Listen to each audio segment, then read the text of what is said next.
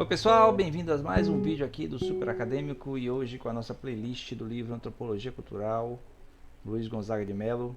E hoje a gente vai entrar finalmente no capítulo favorito de muitos, não meu, estruturalismo. Vamos falar das considerações gerais, falar sobre a contribuição muito grande, quase totalmente exclusiva de Claude Lévi-Strauss. Vamos falar sobre estrutura e consciência. Não sei se vai chegar para falar, vai dar para falar para culturas frias e culturas crentes e considerações finais. O que eu puder fazer para acrescentar, além do pensamento de Levi-Strauss, eu vou fazer. Eu conheço alguns outros estruturalistas, né, que foram meio que discípulos dele ou divergentes dele, e aí tentar contribuir para o que é o estruturalismo como teoria antropológica. Antes de começar, não esqueça de se inscrever no canal, dar like no vídeo, comentar, compartilhar. Seja membro do canal se quiser. E também você pode dar uma contribuição ao canal no Valeu. Dê uma olhada no meu novo livro, esse aqui, Em Busca da Verdade 3. E também dê uma olhada no Apoia-se, que eu vou colocar o spot agora. Apoia-se. Deixa eu interromper aqui o conteúdo de vocês só um pouquinho para lembrar que você pode apoiar o canal Super Acadêmico agora, indo aí na descrição do vídeo e apertando em Apoia-se, no link do Apoia-se. Vá lá na nossa comunidade e clique lá para apoiar a partir de R$1. Agora, se você tiver um pouquinho mais de disposição e apoiar a partir de R$60, você ganha como recompensa um dos meus livros. Um desses livros aqui, à sua escolha. São 5 livros possíveis que eu posso mandar para você direto da editora. Tem o Em Busca da Verdade 1 e 2, que você pode pegar. Tem o Antropologia Filosófica, na notas de aula. Tem Num Quarto Escuro no Palácio da Alvorada. E tem o Novembro de 2019 de Lula da Silva. Qualquer um desses livros à sua escolha. É só apoiar a partir de R$60. Com esse apoio e junto com os outros apoios que a gente já está acumulando no canal, a gente vai conseguir melhorar ainda mais os conteúdos do canal. Agora vamos para o conteúdo do vídeo. Valeu! Pois bem, você faz o esporte do Apoia-se. Se quiser apoiar o canal, é só clicar aí no primeiro link da descrição. Então vamos lá. Estruturalismo, né? Considerações gerais. Deixa eu ver aqui. Da parte introdutória tem o Levi-Strauss. O Levi-Strauss, ele era foi, né?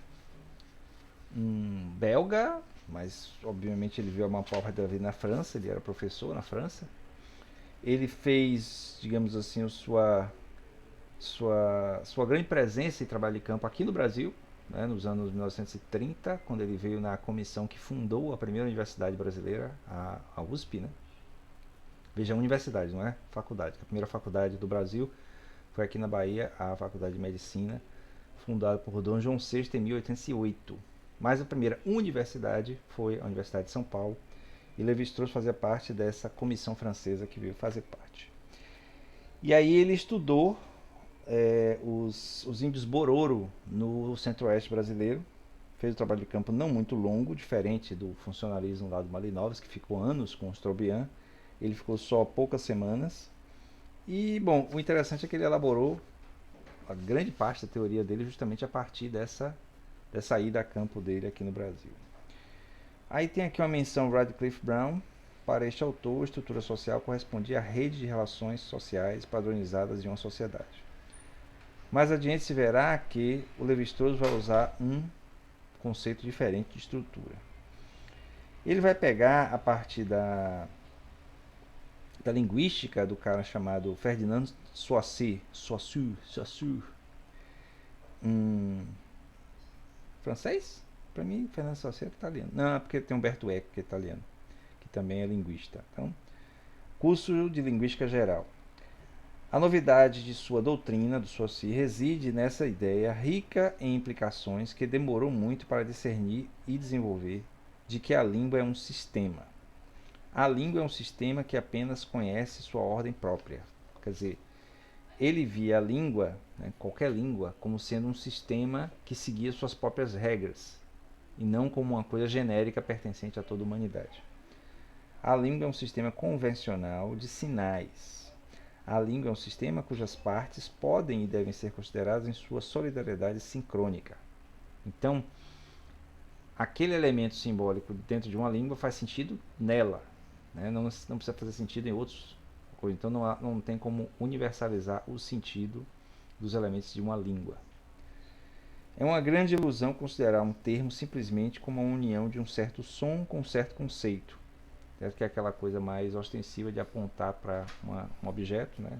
Isso aqui é mouse, garrafa, como se isso fosse dar um sentido natural às coisas. É uma convenção.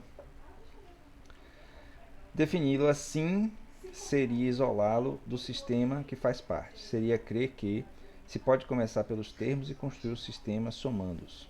Pelo contrário, deve-se partir do todo solidário para obter por análise os elementos que engloba.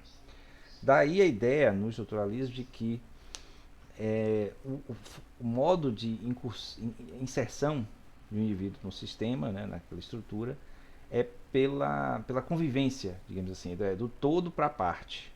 Daí o que depois o Levi-Strauss vai desenvolver de estruturas inconscientes. Deixa eu ver aqui.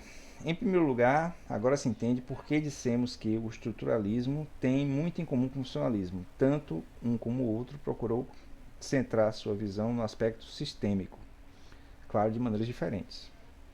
As linhas básicas do pensamento de Levi-Strauss estão diretamente e indiretamente contidas na noção exuberante de sistema, certo? Sistema é quando você tem a integração das partes funcionando. Daí a analogia com um corpo, né? Corpo humano. Tá. O fundamental nas relações estruturais ou sistêmicas permanece de maneira latente. Não quer dizer que vai se expressar o tempo todo. Fica sempre latente a possibilidade da expressão do sistema nos indivíduos. As estruturas apenas se mostram a uma observação feita de fora, que aí é muito o papel do antropólogo, né? Para ele, as estruturas apenas se mostram a observação feita de fora. Ele propõe uma noção de estrutura que não se confunde com a realidade estudada, mas deve se basear nela. Para ele, né, o Levi-Strauss, a estrutura seria apenas uma matriz ou modelo de análise construído a partir da observação da realidade social. Então, o que ele está dizendo? Eu observo a realidade social tal.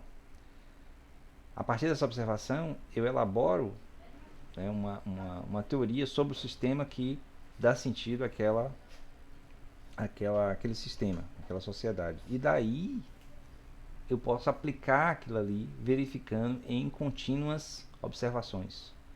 E aí eu posso pegar e verificar a assertividade do sistema que eu criei. Então, o sistema ele não está à mostra na sociedade, né? Na sociedade observada. O sistema é uma elaboração do antropólogo, do cara que observou e elaborou o sistema. Que é a base, o estruturalismo é mais ou menos isso. Levi-Strauss, para ele, né? O princípio fundamental é que a noção de estrutura social não se refere à realidade empírica, mas aos modelos construídos em conformidade com esta.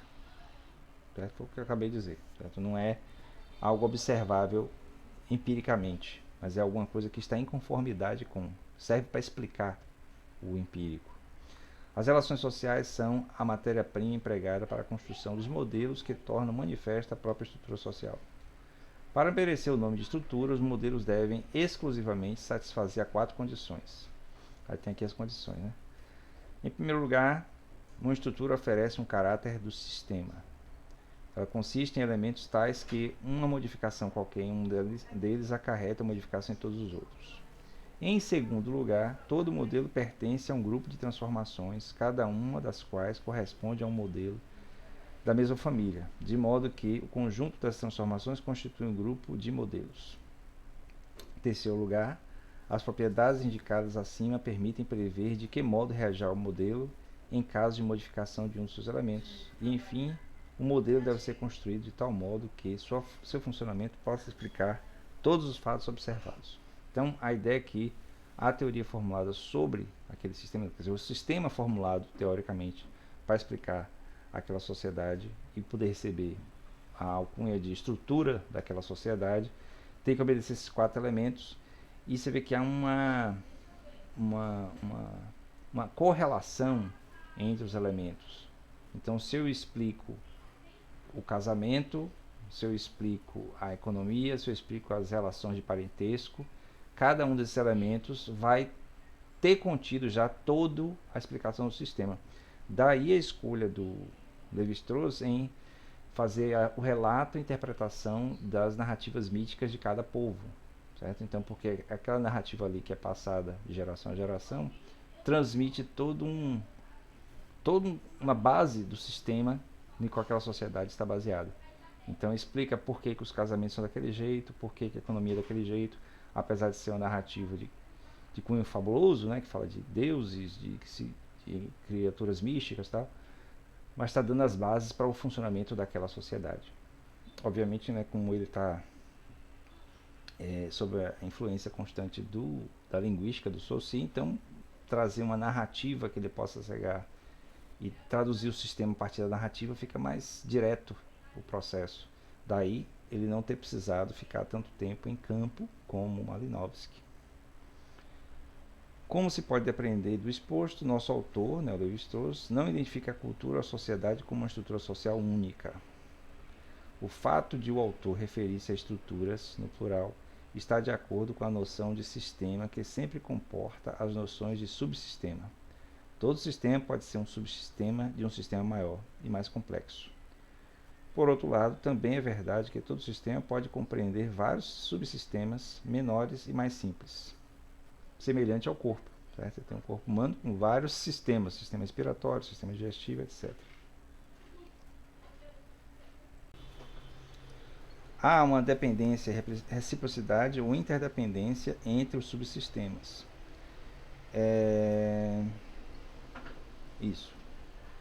Isso já havia subentendido ou não no funcionalismo. Aí depende do autor que você use como referência para ver qual funcionalismo. O que ficou claro em Lévi-Strauss é que ele percebeu, por assim dizer, dois tipos de dinâmica da realidade social. Uma previsível, que seria o modelo elaborado, que prevê o próprio sistema ou estrutura, e outra imprevisível, isto é, imponderável, por se dever a acasos, circunstâncias exógenas, quer dizer, de fora da estrutura. Percebe-se três níveis diversos de realidade social: o seu funcionamento, as modificações estruturadas e as transformações ou modificações exógenas. Então, como é que a sociedade funciona, independente, né, do que tem ao redor. As modificações estruturadas, quer dizer, as modificações previstas dentro do próprio sistema, e as transformações e modificações exógenas, são aquelas que vêm de fora. Então, toda a sociedade estudada por antropologia, ao longo da história da antropologia, passa por esse esquema, porque você tem a compreensão do funcionamento dela, você tem o processo de transformação dela ao longo do tempo internamente, e você tem o próprio contato com outras culturas que leva a transformações de origem externa. Se a estrutura é um modelo que procura reproduzir a realidade empírica, ela só merecerá tal nome quando seu funcionamento puder explicar todos os fatos observados. Por exemplo, né, o conceito de tabu do incesto mesmo, que o Lévi-Strauss trabalha, ele demonstra, né, e é aceito pela antropologia de maneira geral, que é uma lei, digamos assim, universal na sociedade. Então toda a sociedade tem um tipo de tabu do incesto.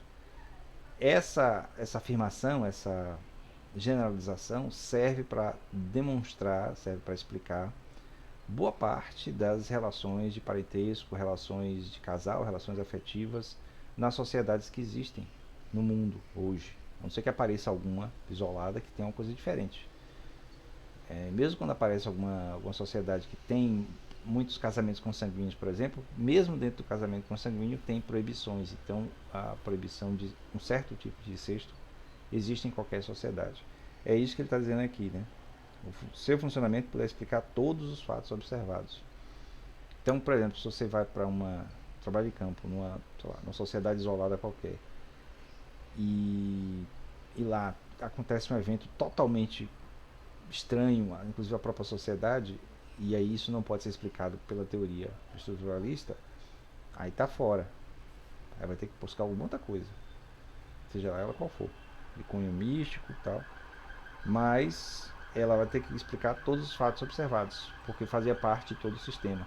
Então, eu conheço, por exemplo, a obra do Louis Dumont. Louis Dumont foi um estruturalista também, aluno de Lévi-Strauss, que pesquisou as sociedades de castas, né, as hierarquias sociais da Índia, comparando com o mundo ocidental.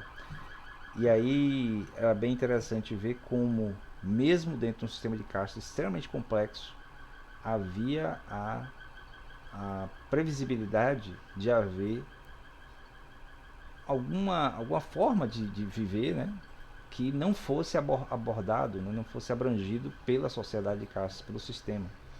Então é como se o sistema já previsse aquilo que é desviante do próprio sistema. E aí faz com que o sistema continue funcionando e sendo explicado dentro dele mesmo. Então, isso é muito do espírito do estruturalismo, dessa coisa de tornar previsível todos os comportamentos, mesmo aquele considerado imprevisível.